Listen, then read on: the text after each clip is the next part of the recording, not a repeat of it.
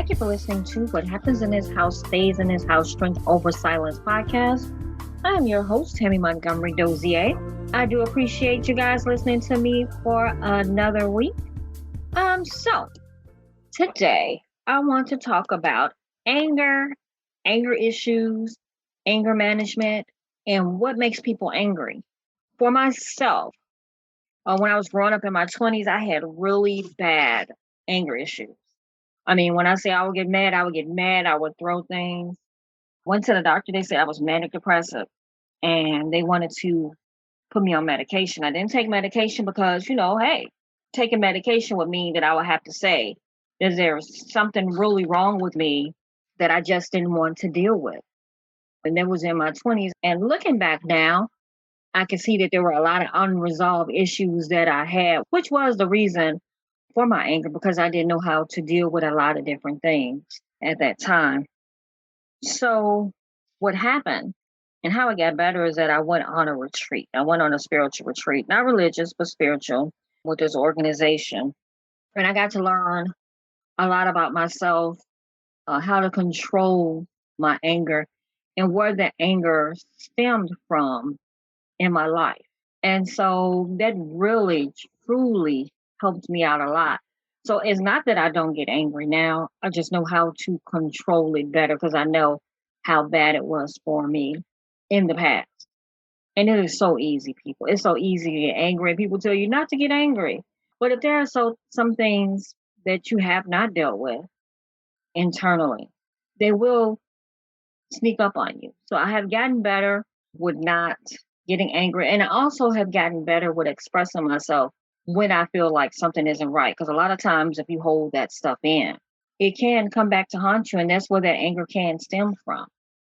So, what are some of the things that make us angry? Maybe somebody has grown up thinking that it's always okay to act out your anger aggressively and violently. If you grew up in a home where people were always angry and fussing and fighting, you may think that that was normal within your household, and people outside of your household act the same way. You may have been brought up to believe that you shouldn't complain. So then what do? You hold everything in because you feel like, okay, well, I don't want to hurt anybody's feelings. Then it ends up becoming long-term problems. You know how they say when you sweep stuff under a rug and how big that pile can get? That's what that can do to you because it gradually, if somebody keeps on gnawing at you, you have your boss at work or you have things at home and you're constantly taking it, you are going to explode if you're not expressing how you feel and how that makes you feel. You may have witnessed your parents or other adults' anger when it was out of control. As I said before, you might have grown up in it, heard arguments and heard different things. And, I don't argue to this day because when I was growing up, my parents argued a lot. And I was like, you know what? I don't argue because I never saw that do anything for anybody. But I have gotten angry because I did not know how to talk and express myself. So the anger I was one of those angry, as they say, Black women. I was always angry all the time and bitter. And sometimes people may look at the African American community and wonder, like, why are they so angry? Well, I think what it is that too, that people don't understand that as African Americans, what we deal with on a daily basis about racism, and people don't think it exists. It exists. You have your people at work, you go into a store. I don't think when you work anywhere, I don't think when you go places, a lot of times, I don't think nobody ever not reminds you that you're Black. You can always feel it. You always know. And people are like, well, no, you're probably just being paranoid. No. And so that's where anger derives from as well within our community. When people say, well, they're just angry, they have no idea what it is, what it's like to have to deal with that on a daily basis. And you can see that from last year with all of the riots. It just bubbled over. Think about it. We as African Americans have only been able to vote within the last 50 years when everybody else had rights to do so. And it always seems unfair with so many things that go on. So that is a lot of reasons why we do have that anger that evolves and takes place when things happen. With the George Floyd situation, it had just bubbled over and people just got tired. Ahmaud Arbery, people just got tired. And that's all you ever see is, and not saying that it doesn't happen to other races, because I'm sure that it does. However, for our community, we're scared to have our sons and daughters go out late at night, especially our son, getting pulled over by the police just for a minor traffic stop and ended up being dead. Not to say that it can't happen to women, because look at Sandra Bland, same thing.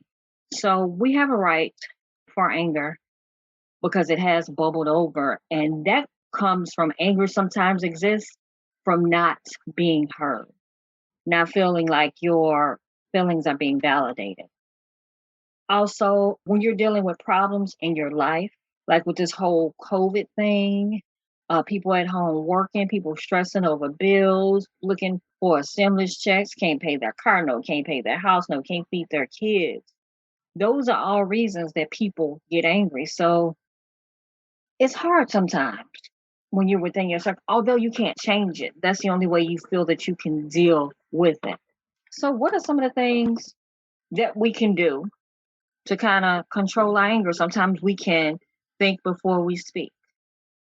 For me, I had to learn that give myself about 10 seconds before I react, or longer. Because when I react out of emotion, nothing good has ever came out of me reacting out of emotion. Majority of the times where I have reacted out of emotion, I've always had to apologize afterwards because I led my emotions to lead me. And sometimes that's not always good. And sometimes once you let that anger pass and you calm yourself down, then it's okay to express how you're feeling so you won't have an emotional reaction. They also say that physical exercise can sometimes reduce some of the stress.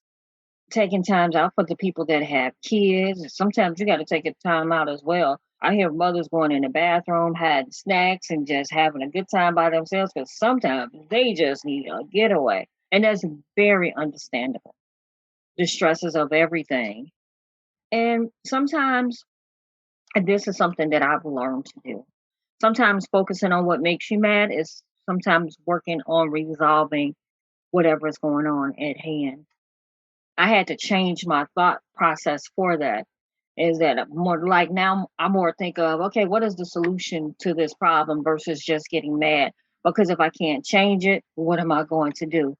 Just try to find a solution. May not be the best solution, but it's good for me at that moment. Avoid criticizing and placing blame, like using the I statements to describe the problem. Like be respectful and specific. For example, say, I'm upset that you left the table without offering to help with the dishes instead of you never do any housework. Express your thoughts instead of just pointing a blame. Because if you say, I'm upset because you did, just taking accountability that you're upset and not just pointing at the person or saying, okay, this is what you didn't do. Don't hold grudges. That is sometimes easier said than done. Not to hold grudges when people make you mad, but I tell you, forgiveness is not for the other person, it's for you. Now, I know you've heard people say that, and when you're mad, you're not thinking about that. But believe when I tell you, if you keep on holding on to stuff that people have done for you, you will never be able to reach your next level and you'll never be able to move forward. As they say, if you clench your fist and you close them, you won't be able to receive anything coming in and nothing will be able to go out. So sometimes you just got to open that hand up and say, you know what, I'm just releasing everything because we only have one time at this thing called life. And that is not something that you want to continue to do, be upset all the time, give yourself a stroke or a heart attack, dealing with people who probably don't even know you're mad. And if they do, they really don't care that you're mad. So sometimes we have to release and let that go. Use humor to release tension. That's very good. I love laughter. I love having fun. I love cracking jokes. I love pulling pranks. So use that. And we all need it. We make everything so serious. Practice relaxation skills. Sometimes you need to meditate, deep breathing exercise, talk to yourself. Say, you know what, I just need to take it easy. Listen to music, write in a journal, whatever you need to do to relax you. And another thing, this is very important, know when to seek help. I'm going to say this. If it had not been for me getting help, I wouldn't be in the place that I am right now to be holding myself accountable for different things and kind of looking at myself when things go awry for myself. And that is what I have to do often. If something happens, I have to take a look at myself. If I'm feeling a certain way, if somebody makes me feel a certain way and I feel that they're making me feel a certain way, I have to look at myself and say, well, why did that trigger this? Or why did that happen? And sometimes you're just angry. But sometimes you have to deal with those things in that way. So don't get out of hand in your life. Your mental health is just so important.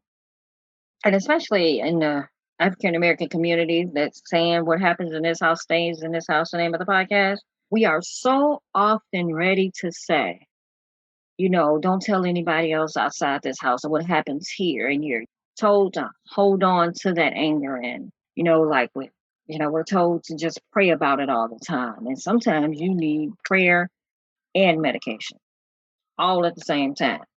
A little bit of whatever you believe in, plus some meds, and they can all work hand in hand. Believe that. Sometimes you need something that's going to calm your nerves. Because right now I can't deal with all the stress or all the things that's going in my head, and I need some help. And there's nothing wrong with help. There's nothing wrong with you saying, you know what, I cannot do this all by myself. I need some help.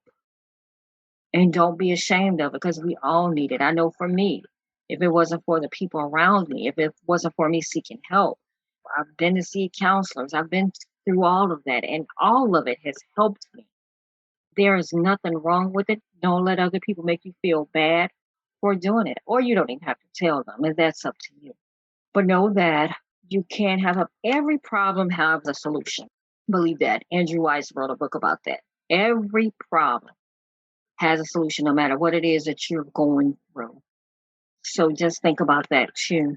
All right. Well, I want to thank you again for listening to What Happens in This House Stays in This House podcast. And just think we are all in this together.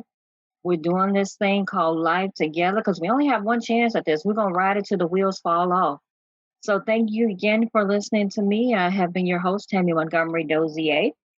And once again, thank you. And if you want to reach me, my number is 773-251-5537. My website is www.connectedbyloveconsulting.net. Want to purchase my books at Addicted to Pain or From Fads to Freedom, False Allegiance to Destructive Self, I am on Amazon as well. And I'm also getting my business together so I can start selling different things like shirts and positive things. And we're going to do this thing together and we're going to make sure that we are all right. All right. Thank you guys for listening and create a great week. Thank you.